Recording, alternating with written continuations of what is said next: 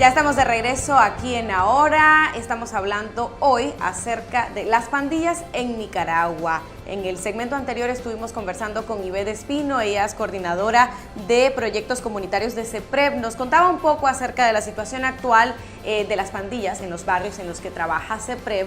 Y ahora conversaremos con Roberto Cajina, consultor civil en seguridad, defensa y gobernabilidad democrática. Gracias por acompañarnos aquí en el programa. Y bueno, hablábamos con Ivette un poco sobre el número actual de grupos juveniles que hay en los barrios de Managua, contabilizado unos 38, 40, pero antes de entrar de lleno, una pregunta básica que quisiera hacerle es acerca del fenómeno de la pandilla en Nicaragua, que podría decirse que es completamente diferente al tema de las maras en el Triángulo Norte, en países como Honduras, El Salvador.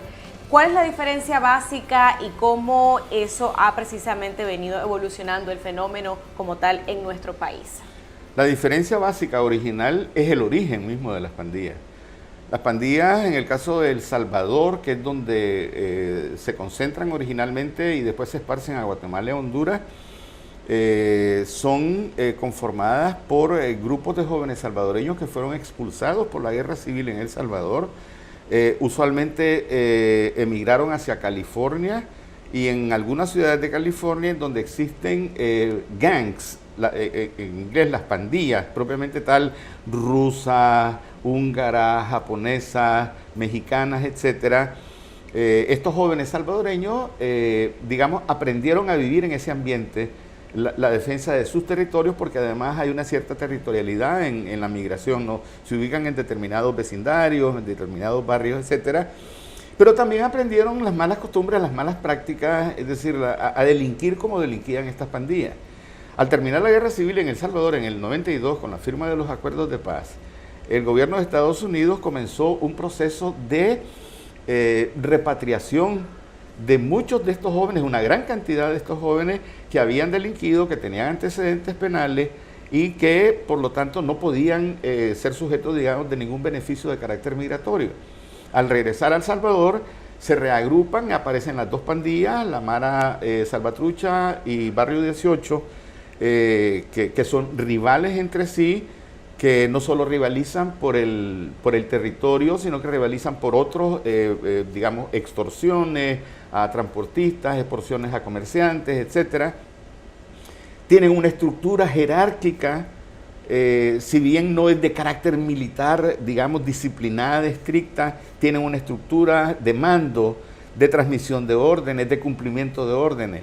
Mientras que en el caso de Nicaragua es, digamos, como una especie de fenómeno de reflejo espejo, pero casi natural, en donde se juntan por varios factores. Por un lado, el factor exclusión social de educación, de servicios de salud, de oportunidades laborales, pero también a la par de esos factores, el hecho mismo de compartir un barrio, de compartir una cuadra, de compartir una comunidad.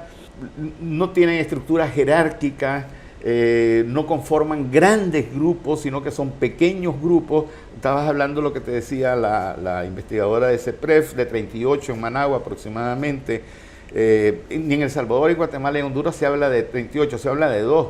Ya, Mara Salvatrucha, Barrio 18, nada más. ¿Cómo se explica el auge de las pandillas en toda la década de los 90, cuando hay un mayor índice de delincuencia en el país, en cuando se habla mucho de pandillas que se volvieron famosas, por así decirlo, en los medios de comunicación, un repunte de los actos delincuenciales que perpetraban estas pandillas? Mira, creo que ahí hay, ese puede ser un efecto residual de la guerra.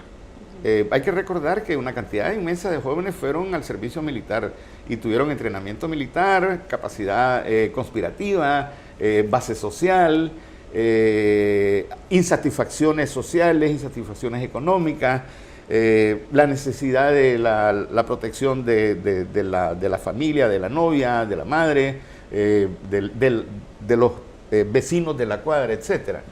Es esencial reconocer la ausencia, ¿ya?, de políticas públicas que pudieran llenar esos huecos que provocan la insatisfacción social. Alto jefe de policía que planteaba que en los años 90 habían como dos grandes, digamos, bloques, ¿no? Uno era, no, los pandilleros son delincuentes y hay que tratarlos como tal. Y otros no, hay que ver cómo entramos. Y bueno, hay una gran diferencia también que no es simbólica nada más, y es el tema de los tatuajes. Es decir, los tatuajes de acá son, de los grupos, de las pandillas en Nicaragua, son más simbólicos que otra cosa, mientras que los tatuajes, en el caso de la Mara, de Mara Salvatrucha y de Barrio 13, indican incluso hasta cantidad de muertos, tipos de muertos, tienen toda una simbología alrededor de la violencia. En este caso más bien es una especie, como te decía, de efecto espejo, de reflejo espejo. Drogas y uso de armas de fuego. ¿Cómo estos dos ingredientes vienen a sumar o a restar al fenómeno de la pandilla, al tema del el poder que reside en estos grupos dentro del funcionamiento de las comunidades? Creo que sí, el fenómeno de las pandillas como tal puede estar vinculado directamente al fenómeno de droga y uso de armas de fuego, hechizas o industriales, cualquiera de las dos. Sin embargo, no creo que exista hasta ahora ningún estudio a profundidad que establezca exactamente la relación que existe entre droga, armas de fuego, violencia juvenil. A ver, existen sí, no estudios, pero datos oficiales de la policía sobre alcohol, accidentes de tránsito. Entonces, creo que tal vez la policía, los organismos de la sociedad civil deberían hacer un esfuerzo para poder incorporar esos tres indicadores, tres indicadores que sean droga, armas de fuego, violencia juvenil. En el caso, por ejemplo, de las armas de fuego, yéndome a un organismo de Naciones Unidas que se llama Oficina de Naciones Unidas contra la Droga y el Delito, los registros estadísticos de homicidios por 100.000 habitantes son bastante completos, pero los registros estadísticos de homicidios cometidos por armas de fuego son prácticamente incompletos. Entonces, ¿por qué? No por un problema de Naciones Unidas, sino por un problema de las policías o de los ministerios de gobernación que alimentan a esa oficina de Naciones Unidas. Es decir, debería agregarse indicadores nuevos en los anuarios de la policía, en el caso de Nicaragua, y en los informes estadísticos de las policías de los otros países de Centroamérica también. De la misma manera que en el caso de Centroamérica, hay otra tesis del organismo, la Oficina de Naciones Unidas contra la Droga y el Delito, que plantea que los narcotraficantes, entre más desapercibidos pasen, más es el lucro de su negocio. Y si las condiciones son estables, es decir, si hay relaciones entre los diferentes grupos, digamos, relaciones de cooperación o por lo menos relaciones de no agresión, sin interferencias, sin tumbadores, normalmente el narcotraficante o los cárteles o los grupos de apoyo o los transportistas, como le llaman en el caso de El Salvador, Guatemala y Honduras, funcionan, digamos, normalmente y no son, digamos, no muestran la cara de la violencia que usualmente se les presenta en los medios. Cuando ellos sienten que hay problemas internos, hay enfrentamientos entre estos cárteles, entre estos transportistas, entre estos grupos de apoyo. Cuando sienten además que van a ser agredidos por la policía o por el ejército, igualmente tienen que responder. El caso de México, cuando antes de llegar el presidente Felipe Calderón a México, prácticamente Ciudad Juárez era inexistente en los medios de comunicación. Cabezas colgando en los puentes eran inexistentes en los medios de comunicación. Le declara la guerra Calderón a la droga y la droga responde con guerra. En el caso de las pandillas también, el empleo de militares en El Salvador, en Honduras y en Guatemala para luchar contra la violencia juvenil, lo que ha provocado es el efecto inverso. El efecto inverso es una respuesta también militar.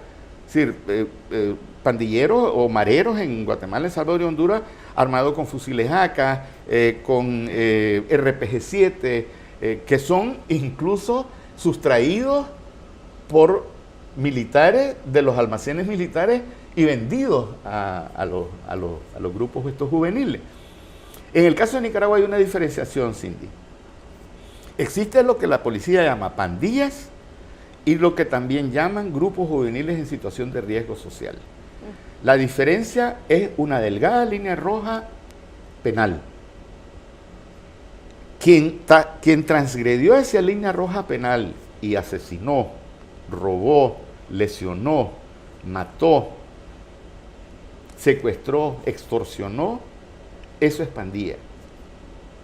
Pero quien no ha transgredido esa pequeña línea roja son los grupos de jóvenes que se sientan en la esquina de la calle, ya, posiblemente a tomarse algunos tragos, un poquito de marihuana, a conversar sobre sus situaciones, sus problemas, sus cosas, las novias, las familias, etcétera, pero que no han transgredido la ley, no han violado la ley. Y la policía tenía ya entonces una doble proyección, una doble política hacia cada uno, hacia esos grupos. En el caso de las pandillas se trataba de dos cosas: de desmovilización y de reinserción. Y en el caso de los grupos juveniles en situación de riesgo social, de reinserción, a través de diferentes programas, pero en especial uno muy bueno que tiene la policía, o que tenía la policía, que es el grupo Juventud, el Centro Juventud, que está situado ahí en el camino de las Agüitas, o en esos lados de ahí del sureste de Managua. Los números cómo cambian, ¿no? Para 1999 la Policía Nacional estimaba que habían unas 110 pandillas en las que estaban incorporadas unos 8.500 jóvenes.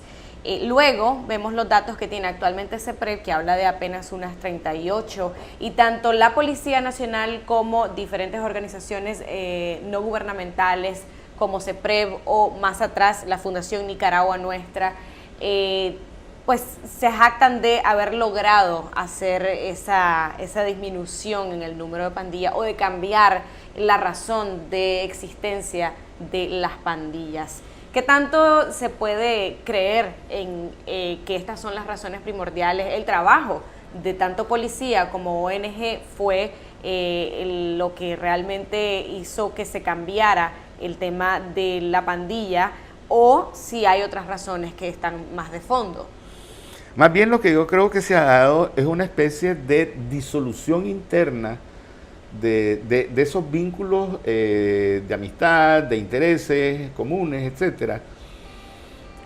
Y eso no quiere decir que los jóvenes, sus necesidades, las exclusiones sociales hayan desaparecido, pero que sí puede ser que las estén tratando de resolver de manera individual o en grupos inclusive muchísimo más pequeños, básicamente sustentados en relaciones de amistad, en relaciones de intereses comunes, pero muchísimos más pequeños que ya no operan como operaban tradicionalmente. Vamos a hacer una pausa y cuando regresemos me gustaría que habláramos acerca de qué pasará actualmente con el tema de las pandillas, cómo se está manejando y cuáles son precisamente las circunstancias que podrían detonar una situación peligrosa en el país en cuanto a este tema. Vamos a hacer la pausa y ya regresamos aquí en Ahora.